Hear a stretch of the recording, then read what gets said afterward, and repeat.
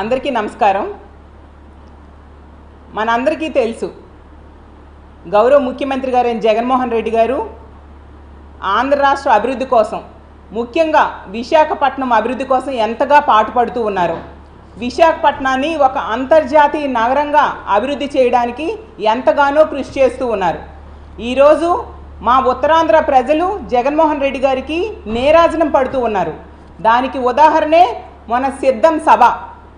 జనం తండోపతండాలుగా వచ్చి జగనన్నకి ఎంతగానో తమ మద్దతు తెలియజేశారు. 2024 జగనన్న వాన్స్ మోర్ అని ఈ ఉత్తరాంధ్ర ప్రజలు, ముఖ్యంగా విశాఖపట్నం ప్రజలందరూ కూడా డిసైడ్ అయిపోయి ఉన్నారు. తెలుగుదేశం పార్టీ వాళ్ళకి ఏమాత్రమైనా చిన్న ఆశ ఉంటే మన సిద్ధం సభతో అది పటాపంచలైపోయింది. ఖచ్చితంగా మళ్ళీ వైఎస్ఆర్ కాంగ్రెస్ పార్టీయే అధికారంలోకి వస్తుంది అనేది వాళ్ళకు అర్థమైపోయింది. అందుకు మా విశాఖపట్నం మీద విషం చిమ్మడం ప్రారంభించారు. అందులో భాగంగా ఈరోజు మనం చూసాం ఈనాడు పేపర్లో పిచ్చి పిచ్చి రాతలన్నీ రాసిందే రాస్తూ ప్రజలని మభ్య పెట్టడానికి ట్రై చేస్తూ ఉన్నారు. కానీ ఉత్తరాంధ్ర ప్రజలు, విశాఖపట్నం ప్రజలు అంత అమాయకులు కాదని తెలుగుదేశం పార్టీ వాళ్ళైనా, చంద్రబాబు నాయుడు గారి పత్రికలైనా కూడా తెలుసుకోవాల్సిందిగా కోరుతున్నాను. అసలు టీడీపీనే కబ్జా చేశారు చంద్రబాబు నాయుడు గారు.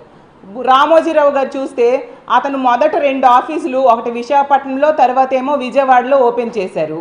ఆ ఆఫీసుల కోసం ఇచ్చిన భూమిని లీజుకని తీసుకొని దాన్ని కబ్జా చేయడానికి ట్రై చేశారు రామోజీరావు గారు. టీడీఆర్లు ఇతను లీజుకు భూమి తీసుకొని దాని తాలూకా టీడీఆర్లు ఇతను కావాలనేసి కోర్టుకి ఎక్కాడు. అంటే ఎంత దౌర్జన్యంగా ల్యాండ్స్ కబ్జాలో ఆరితేరిన వ్యక్తో రామోజీరావు గారు అనేది ఆంధ్ర రాష్ట్ర ప్రజలందరూ బాగా గ్రహించారు ఆ సంఘటనలతో. అలాగే తీసుకుంటే బాలకృష్ణ చిన్నల్లుడు, లోకేష్ తోటల్లుడు, అలాగే చంద్రబాబు నాయుడు గారి కొడుకైన లోకేష్ తోటల్లుడైన గీతం భరత్ గారి ఆధ్వర్యంలో గీతం కాలేజీలో ఎంత భూ కబ్జాలు జరిగాయో మనందరికీ తెలుసు. అలాగే ఆ రోజు మనం చూసాం, తెలుగుదేశం పార్టీ అధికారంలో ఉండేప్పుడు ప్రజలు తండోపతండాలుగా పోలీస్ స్టేషన్స్కి, ఆఫీసర్స్ దగ్గరికి వెళ్ళి భూములు కబ్జాలు జరిగాయని కంప్లైంట్స్ ఇచ్చారు. ఏకం 2500 మంది కంప్లైంట్స్, అఫీషియల్గా కంప్లైంట్స్ ఇచ్చారు. భూ కబ్జాలు జరిగాయి తెలుగుదేశం పార్టీ నాయకుల వలన అనేది ఆ రోజు జరిగింది.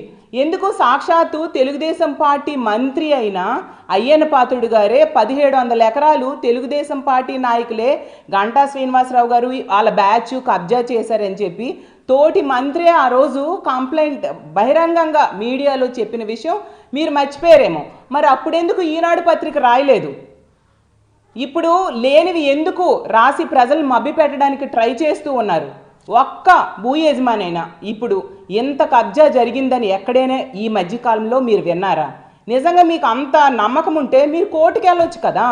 మీ తెలుగుదేశం పార్టీ నాయకులు, అలాగే చంద్రబాబు నాయుడు గారు, రామోజీరావు గారు ఇక్కడ విశాఖలో కబ్జాలు జరిగిపోతున్నాయని వెళ్ళొచ్చు కదా. ఎందుకు అబద్ధ ప్రాతలు రాస్తారు? ప్రజలను మభ్యపెట్టడానికి ట్రై చేస్తారు. తెలుగుదేశం పార్టీ అంటే తెలుగు దొంగల పార్టీ అనేది ప్రజలందరికీ తెలుసు. తెలుగు దౌర్జన్యాల పార్టీ, తెలుగు దోపిడీల పార్టీ అని ఉత్తరాంధ్ర ప్రజలందరికీ బాగా తెలుసు. అసలు చెప్పాలంటే జగనన్న ముఖ్యమంత్రి అయ్యాక ఈ రాష్ట్రంలో, ముఖ్యంగా విశాఖపట్నంలో తెలుగుదేశం పార్టీ వాళ్ళు దోచుకున్న భూములన్నింటినీ కూడా మళ్ళీ వెనక్కి తీసుకొని ప్రభుత్వానికి ఉపయోగపడేట్టుగా చేస్తూ ఉన్నారు. అది తెలుసుకొని మీరు మాట్లాడితే, తెలుసుకొని రాస్తే బాగుంటుంది.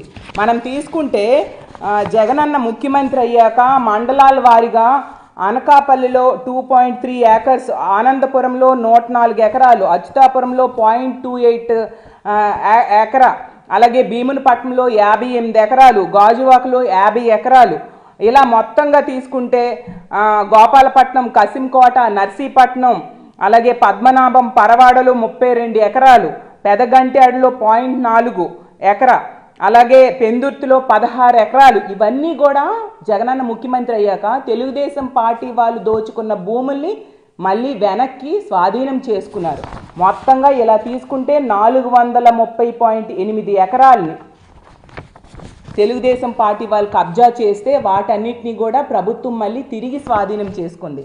అంతా ప్రజల పక్షాన ఉన్న పార్టీ వైఎస్ఆర్ కాంగ్రెస్ పార్టీ నాయకులు, అలాగే వైఎస్ఆర్ కాంగ్రెస్ పార్టీ అధినేత, అలాగే మన రాష్ట్ర ముఖ్యమంత్రి అయిన జగన్మోహన్ రెడ్డి గారు. అసలు జగనన్న ముఖ్యమంత్రి అయ్యాక ఎంత అభివృద్ధి చేశారు? ముఖ్యంగా ఉత్తరాంధ్రలో తీసుకుంటే కరోనా వల్ల 2 సంవత్సరాలు పోయినా కూడా కరోనా సమయంతో కలిపి ఈ ప్రాంతాన్ని ఎంతగానో అభివృద్ధి చేశారు. అలాంటి ముఖ్యమంత్రిని మనం దేశంలో ఎక్కడైనా చూస్తామా? ఈరోజు తీసుకుంటే భోగాపురం ఎయిర్పోర్ట్, అలాగే తీసుకుంటే ఇన్ఫోసిస్, ఇనార్బిట్ మాల్ తీసుకొచ్చారు, అలాగే అదానీ డేటా సెంటర్, అలాగే ఎన్నో ఇండస్ట్రీస్. అచ్యుతాపురంలో మీరు చూశారు, జగనన్న వచ్చి ఓక్లహోమా కంపెనీ ఆ రోజు ప్రారంభించడం జరిగింది. అలాగే 4 మెడికల్ కాలేజీలు ఉత్తరాంధ్రలో కడుతూ ఉన్న పరిస్థితి, ఇంజనీరింగ్ కాలేజ్, అలాగే మూలపేట పోర్ట్, అది అసలు కళలో కూడా ఊహించాం. ఉత్తరాంధ్ర ముఖ చిత్రమే మారిపోతుంది మూలపేట పోర్ట్ అనేది కంప్లీట్ అయితే. అలాగే శాశ్వతంగా ఎన్నో ఏళ్ళుగా సమస్య అయిన ఉద్దానం కిడ్నీ ప్రాబ్లంలు కూడా జగనన్న ముఖ్యమంత్రి అయ్యాక శాశ్వత పరిష్కారం ఈరోజు చూపించారు. 700 కోట్లతో తాగునీటి పథకాన్ని తీసుకురావడమే కాకుండా 85 కోట్లతో 200 పడకల హాస్పిటల్, క్యాన్సర్ రీసెర్చ్ సెంటర్ కూడా తీసుకొచ్చి ఉద్దాన ప్రాంత ప్రజలకి ఒక శాశ్వత పరిష్కారం చూపించారు. అలాగే సంక్షేమం, అభివృద్ధి 2 కళ్ళగా ఈ రాష్ట్రంలో పరిపాలిస్తూ ఉన్న పరిస్థితి. అలాగే ఉత్తరాంధ్రని ముఖ్యంగా పరిపాలనా రాజధాని చేయడానికి జగనన్న పూనుకున్నారు. దాన్ని చూసి వారవలేక తెలుగుదేశం పార్టీ వాళ్ళు చంద్రబాబు నాయుడు గారి ఆధ్వర్యంలో ఈ ఈనాడు పత్రిక ఇష్టం వచ్చినట్టుగా రాస్తూ ఉన్న పరిస్థితి మనం చూసాం. వీళ్ళు ఏ విధంగా ప్రజలను మభ్యపెట్టడానికి ప్రయత్నించినా కూడా ప్రజలు నమ్మే పరిస్థితి లేదు. ఖచ్చితంగా ప్రజలందరూ జగనన్న వెనకే ఉన్నారు. ప్రజలకి తెలుసు, తెలుగుదేశం పార్టీ వాళ్ళే భూ కబ్జాలకి ఆరితేరిన వాళ్ళు. భూ కబ్జాల్లో అందివేసిన చెయ్యి ఎవరు అంటే తెలుగుదేశం పార్టీ వాళ్ళు. లేనివి ఎందుకు ఈ విధంగా ప్రచారం చేస్తారు? నిజంగా మీకు అంత దమ్ము ధైర్యం ఉంటే బహిరంగ చర్చకు రండి. తెలుగుదేశం పార్టీ వాళ్ళు కబ్జాలు చేశారా, మేం చేశామా అనేది 2014 నుంచి 19 వరకు ఏం జరిగింది, ఎంత కబ్జా జరిగింది అనేది బయటకు వస్తుంది. దాని మీద మీరు ఎందుకు రాయట్లేదు? సాక్షాత్తు ఆ రోజు తెలుగుదేశం పార్టీ అధికారంలో ఉన్నప్పుడు పెందుర్తిలో ఇలా భూమి కబ్జా చేయడం కోసం అడ్డుకుందని ఒక గిరిజన మహిళను వివస్త్రం చేసి కొట్టేసిన పరిస్థితి మనందరము చూసాం. ఎవరు చేశారు అది? అప్పుడు ఎమ్మెల్యేగా ఉన్న బండారు సత్యనారాయణ మూర్తి గారి అనుచరులు. తెలుగుదేశం పార్టీ వాళ్ళు ఎంతగా భూ కబ్జాలకి అలవాటు పడిపోయారంటే ఆ రోజుల్లో అప్పుడు ఎమ్మెల్యేగా ఉన్న అనకాపల్లి ఎమ్మెల్యేగా ఉన్న పీలా గోవింద్ గారి మీద డైరెక్ట్గా పోలీస్ స్టేషన్లే కంప్లైంటే పెట్టారు బాధితులు. అలాగే మనం చూసాం పల్లా శ్రీనివాసరావు గారి తమ్ముడి గురించి ఎంత కబ్జాలు జరిగాయి అనేది బాధితులు కంప్లైంట్ పెట్టారు. ఈరోజు ఒక్క భూ యజమాని అయినా ఇలా కబ్జా జరిగింది అనేది కంప్లైంట్ పెట్టడం జరిగిందా? అంటే ఎంతగా మీరు అబద్ధపు రాతలు రాస్తూ ఉన్నారు, ప్రజలను మభ్యపెట్టడానికి ప్రయత్నిస్తూ ఉన్నారు. రామోజీరావు గారి కంటే భూ కబ్జా ఎవరు చేస్తారు చెప్పండి? ఏకం టీడీఆర్లనే అమ్మి అతను అంటే లీజుకు తీసుకున్న భూమి తాలూకా టీడీఆర్ని కొట్టేయడానికి ట్రై చేసిన గజ దొంగ రామోజీరావు గారు. సో ప్రజలని మభ్యపెడుతూ ఉంటే ప్రజలు నమ్మే పరిస్థితి లేదు. అదే కాకుండా తెలుగుదేశం పార్టీ అయినా చంద్రబాబు నాయుడు గారైనా అతని తోక పత్రికలైనా వాళ్ళు పెత్తందారీ పోకడ్లకు బాగా అలవాటు పడిపోయారు. పేదలైన ఉత్తరాంధ్ర ప్రజల్ని అణచివేయాలని వాళ్ళు చూస్తూ ఉన్నారు. వీళ్ళు ఎక్కడ అభివృద్ధి అయిపోతారో అంటే ఒకప్పుడు ఉత్తరాంధ్రలో ఎలాగంటే వలసలు వెళ్ళిపోయే వాళ్ళం, ఇక్కడ ఉద్యోగ ఉపాధి అవకాశాలు లేక. జగనన్న ముఖ్యమంత్రి అయ్యాక ఇక్కడే ఎన్నో అవకాశాలు కల్పిస్తూ ఉన్నారు. పరిపాలనా రాజధాని కనుక వస్తే మరింతగా అభివృద్ధి అయ్యి ఈ ప్రాంతం అభివృద్ధి చెందుతుంది, పేదలు డెవలప్ అవుతారు. కాబట్టి దాన్ని అడ్డుకోవాలి అని చెప్పి పెత్తందారీ పోకడలతో పేదల్ని అణిచివేయడానికి ఈ విధంగా వీళ్ళు ప్రయత్నిస్తూ ఉన్నారు. కానీ ఉత్తరాంధ్ర ప్రజలు ఇలాంటి విషం చిమ్మడాలు కనుక మీరు చేస్తే, విశాఖ మీద విషం చిమ్మడం అనే పని ఈనాడు కానీ చంద్రబాబు నాయుడు గారు కానీ టీడీపీ నాయకులు కానీ చేస్తే ఉత్తరాంధ్ర ప్రజలు క్షమించరు. ఈ పెత్తందారీ పోకడ్లకి తగిన బుద్ధి చెప్పడానికి సిద్ధంగా ఉంటారు. ఎందుకంటే ఉత్తరాంధ్ర ప్రజలు జగనన్న హయాంలో ఎంతో అభివృద్ధి చెందారు. అలాగే ఇక్కడ పరిపాలనా రాజధాని కావాలని బలంగా కోరుకుంటూ ఉన్నారు. అందుకే జగనన్న ఎప్పుడు ఈ ప్రాంతానికి వచ్చినా కూడా తండోపతండాలుగా జనం వస్తూ ఉన్నారు.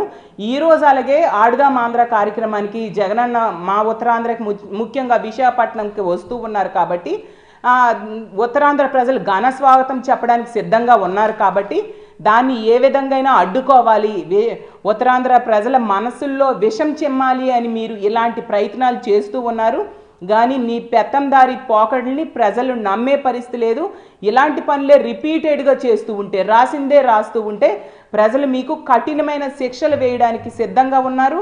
2024లో ఇంకొక 2 నెలల్లో మనకి ఎన్నికలు రాబోతూ ఉన్నాయి. ఖచ్చితంగా తమ ఓటు ద్వారా మీకు తగిన బుద్ధి చెప్తారని తెలియజేస్తూ ఉన్నాను. కాబట్టి ఇలాంటి పనులు ఇంకోసారి చేయకుండా ప్రజలకు ఉపయోగపడేవి, గవర్నమెంట్కి మంచి సజెషన్స్ ఇస్తే మీకు బాగుంటుంది అనేసి తెలియజేస్తూ సెలవు తీసుకుంటున్నాను.